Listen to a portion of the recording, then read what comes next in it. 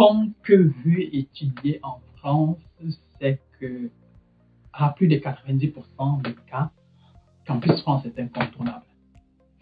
Il y a certes des universités qui ne collaborent pas avec Campus France, donc qui gèrent elles-mêmes leurs procédures, mais sur 10 universités françaises, pratiquement 9 et demi passent par Campus France. Donc, si tu veux étudier en France, il est fort probable que tu aies affaire à Campus France.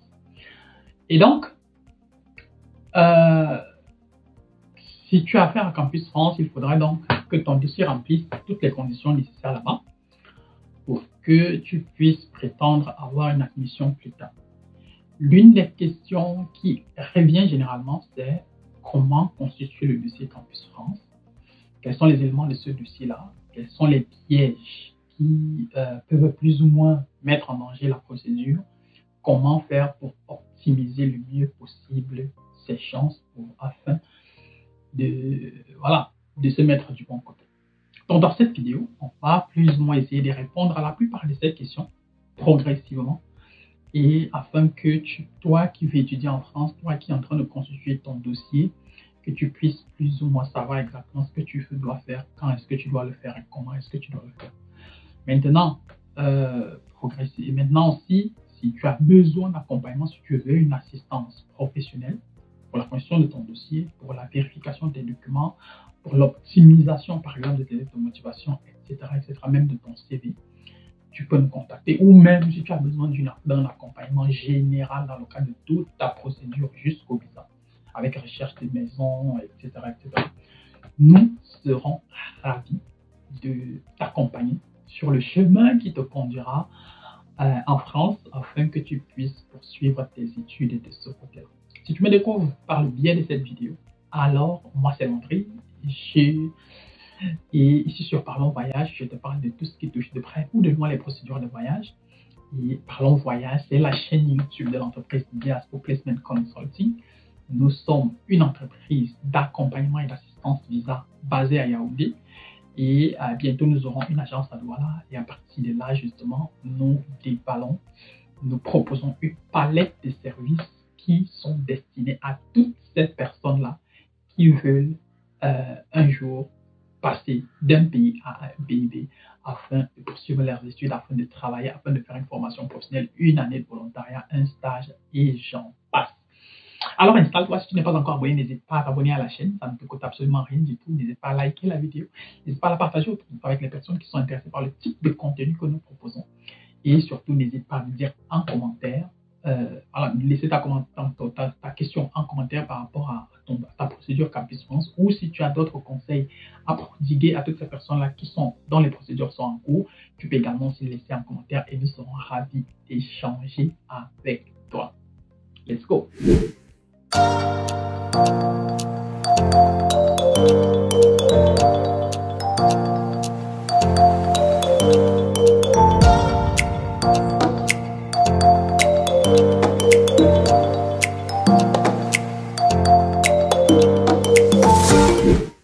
Premier point qui va beaucoup influencer ta procédure, du moins ton dossier Campus France, sera le choix des filières. Quelles sont les filières que tu vas choisir? Par conséquent, quelles sont les universités que tu vas choisir?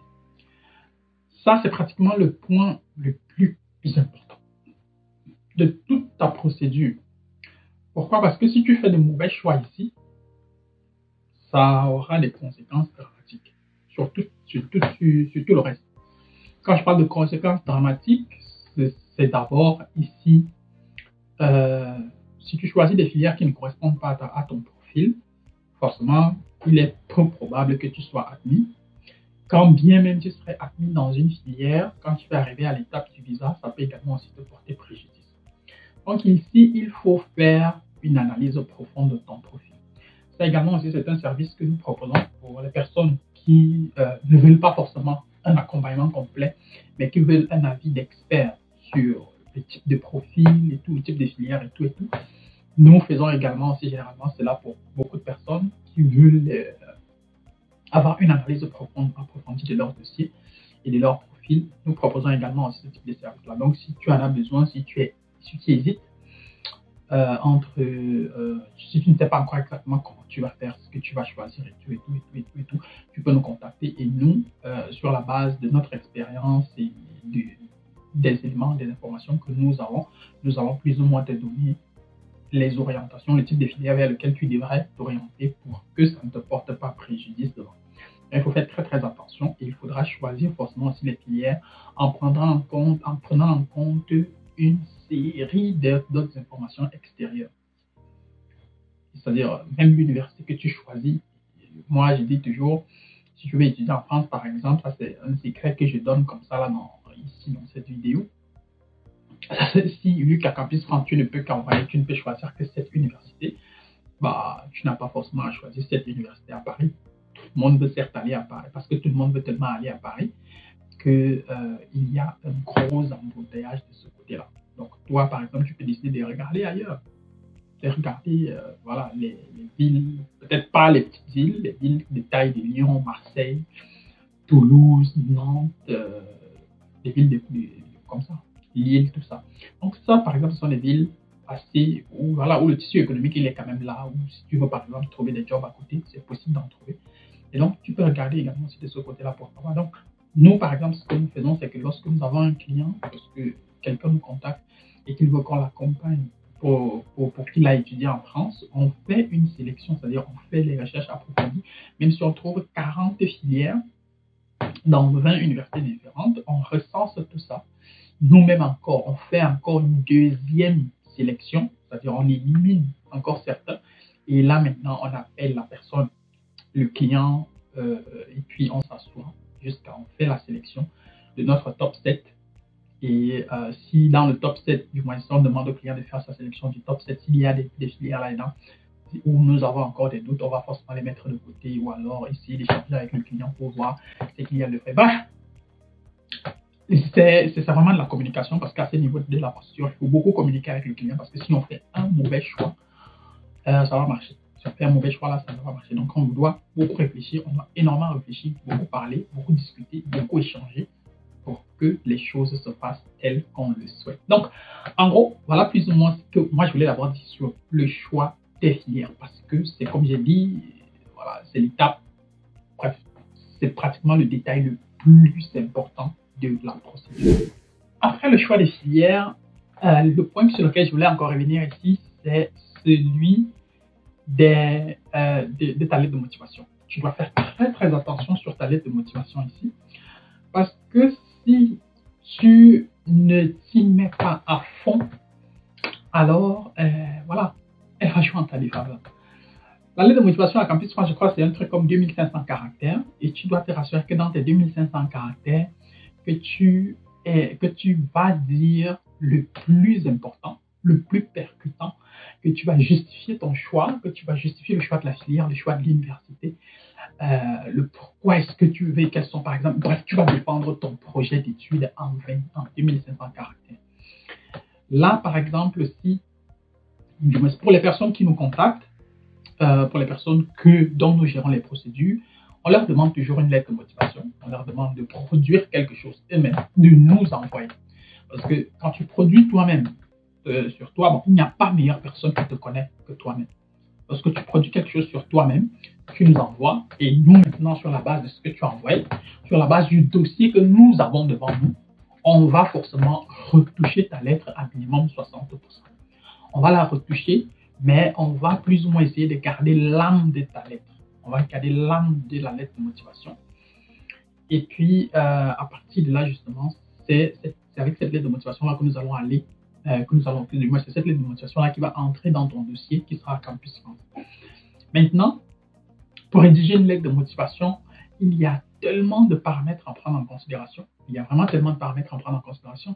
Maintenant, je ne vais pas dire qu'il y a une règle générale qui va permettre de rédiger une lettre de motivation. Non, parce que la lettre de motivation de quelqu'un qui veut venir faire une cycle licence en France, qui vient d'avoir le baccalauréat à 17 ans, avec 13 de moyenne, ce ne sera pas la même lettre de motivation que quelqu'un qui veut venir en France à 23 ans, pour venir encore faire le cycle de licence. Alors, par exemple, qu'il a déjà peut-être étudié 2 ans au Cameroun et puis il a laissé les études, il a travaillé un peu et puis maintenant il va revenir en France pour recommencer. Ou bien quelqu'un qui veut venir en France peut-être à 32 ans pour faire un master. Bref, vous voyez avec moi qu'il y a tellement de paramètres qui vont entrer en jeu et on doit prendre en considération tout ça. Je dirais, il n'y a pas de règles générales pour rédiger une lettre de motivation. Une lettre de motivation, elle doit vraiment être taillée. C'est une sculpture. On doit la tailler en fonction de la personne et du profil que nous avons en face de nous. Et ici, par exemple, ça aussi, comme je dis, c'est aussi un service que nous proposons. Si tu voudrais qu'on optimise considérablement ta lettre de motivation, tu peux nous contacter. Et nous serons ravis de t'apporter notre expertise. Maintenant, au-delà de la lettre de motivation, on peut te donner aussi, on peut tout aussi t'accompagner tout au long de ta procédure. Maintenant, à côté de la lettre de motivation, lorsque je parle de la lettre de motivation ici, il faudrait également aussi savoir, par exemple, que, comme je disais, tu auras maximum 7 candidatures envoyées. Donc, tu auras maximum 7 choix. Et dans les 7 choix, ce sera aussi 7 programmes différents, parfois dans 7 universités différentes. Ce qui veut dire quoi? Ce qui veut dire forcément aussi que ce sera 7 lettres de motivation différentes. Maintenant, c'est à toi d'être intelligent. C'est à toi de comprendre que, d'une manière ou d'une autre, tu ne peux pas envoyer exactement la même lettre, mot par mot, mot pour mot, dans toutes ces universités-là. Mais l'essence de ta lettre doit demeurer la même. Vu que c'est ton profil, tu ne vas pas, par exemple, envoyer une candidature pour un master en mécatronique et ensuite envoyer une candidature pour un master en informatique. Peut-être c'est possible, mais je ne sais pas. Tu ne vas pas envoyer une candidature pour un master en sciences politiques et envoyer également aussi en business administration. Alors, ce qui veut dire forcément que vu que toutes tes filières, par exemple, vont être dans le droit, si on prend par exemple quelqu'un qui a fait des études de droit, vu que toutes tes filières vont aller dans le droit, ça veut dire que l'essence de ta lettre va rester la même. Maintenant, on peut avoir dans une université où c'est plus ou moins peut-être le droit européen, dans une autre université où c'est peut-être le droit général. Bon, moi, je ne connais pas les types de droit. Dans une autre université, ça peut être du pénal ou bien du droit du travail, peu importe.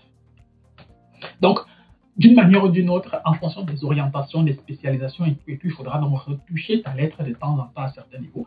Mais tu dois t'assurer que lorsque tu rédiges ta lettre, qu'elle est plus ou moins standard, à minimum 80%, et que les 20% qui restent sont juste les parties que tu vas moduler.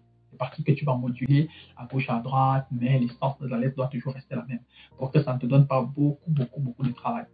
Donc c'est pour ça qu'il faut travailler énormément sur le premier draft, c'est-à-dire sur la lettre de base, et c'est elle qui va prendre énormément de temps. Et c'est là, par exemple, c'est ça aussi, nous proposons ça à nos clients. Parce que ça, par exemple, pour rédiger une lettre de motivation, c'est parfois un truc qui peut parfois aller jusqu'à 2 semaines.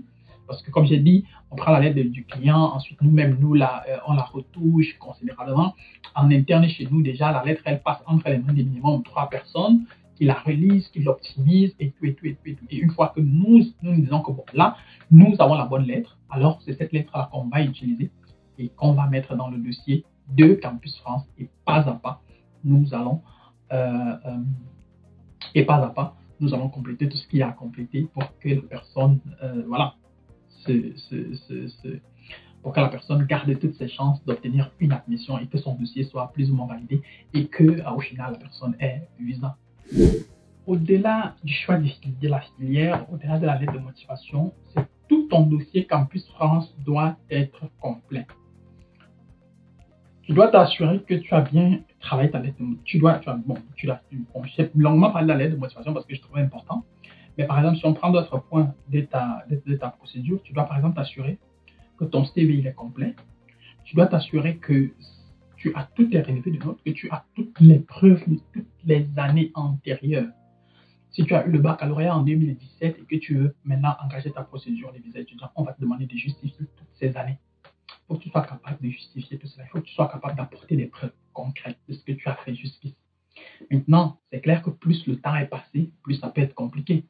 Maintenant, c'est à vous donc de trouver ces solutions-là. Lorsque vous contactez une agence comme la nôtre, et que voilà, quel que soit, on va toujours vous demander les questions de base. Vous avez quel âge? Vous avez eu le baccalauréat en quelle année? Si vous avez la licence, vous l'avez eu en quelle année? Et s'il y a peut-être un gap de 2, 3, 4 ans, qu'est-ce que vous avez fait entre-temps? À partir de ces questions-là, on essaie plus ou moins déjà nous-mêmes de déterminer la faisabilité du dossier. Et tout ça détermine aussi tous les dossiers, tous les éléments qui vont tous les documents qui vont entrer en jeu dans le cadre d'une procédure comme celle qui va passer par Campus France. Donc, il faudra faire attention à tout ton dossier. Tous les éléments doivent être là. S'il y a un élément qui manque, c'est un élément qui peut jouer en ta défaveur. Cet élément-là peut jouer en ta défaveur déjà au niveau de Campus France, ensuite au niveau des universités, et enfin même au niveau de la procédure des visas. Tu dois t'assurer que ton dossier est complet, que tu as tous les documents nécessaires avant même parfois d'engager ta procédure. Même la liste des documents exigés pour une demande de visa, tu dois déjà l'avoir consultée pour voir ce qu'on demande à l'intérieur, pour que tu saches exactement comment tu vas anticiper. Et ça, par exemple, c'est un travail que nous faisons. En fait, c'est quoi? C'est que nous, notre travail est simple. Tu veux voyager, alors nous, on maîtrise toute la procédure de fond en comble.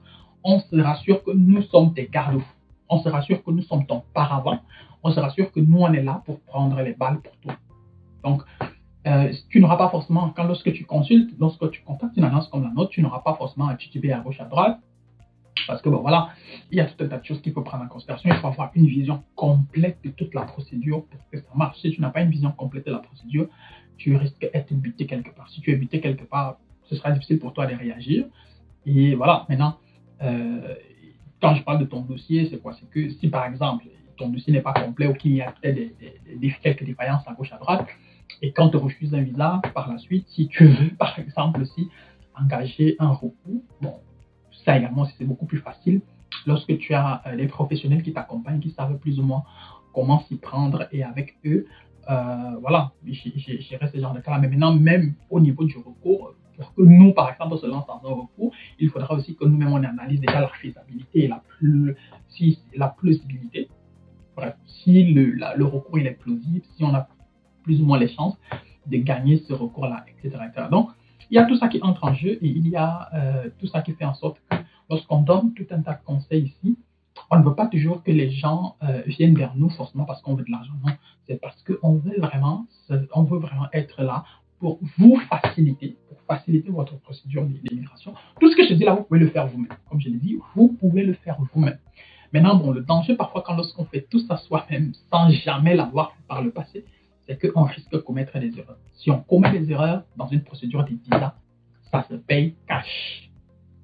Les erreurs dans les procédures de visa, elles se payent cash. Et elles ne se payent pas en termes de vous allez perdre 10 000 ou je ne sais pas, non. Elles se payent en termes de sur cette candidature, vous n'aurez pas d'admission. Elles se payent en termes de votre dossier sera rejeté par l'ambassade, vous n'aurez pas de visa. Donc, voilà le prix à payer de ce côté-là. Donc, en gros, voilà tout ce que je voulais plus ou moins dire ici. Si tu as besoin d'accompagnement, n'hésite pas à nous contacter. Si tu n'es pas encore abonné à notre chaîne, n'hésite pas à t'abonner, ça ne te coûte absolument rien du tout. Si la vidéo est plu, n'hésite pas à liker et n'hésite surtout pas à nous dire en commentaire ce que tu penses de la procédure Campus France. S'il y a d'autres pièges qui, selon toi, méritent également aussi notre attention, tu peux également aussi les évoquer et nous serons contents de les analyser ici avec tout le monde. Et voilà, si tu connais des personnes qui sont intéressées par le type de service, le type de contenu que nous proposons, n'hésite pas à leur parler de nous. N'hésite pas à passer à envoyer le lien de la vidéo. Maintenant, chaque mois, désormais, nous organisons ici sur Parlons Voyage au moins un live dans lequel nous évoquons avec toi tout un tas de questions autour des procédures de voyage. Donc voilà, en gros, voilà tout ce que j'avais à dire et d'ici à notre prochaine vidéo, porte-toi bien des choses à toi. Ciao, ciao.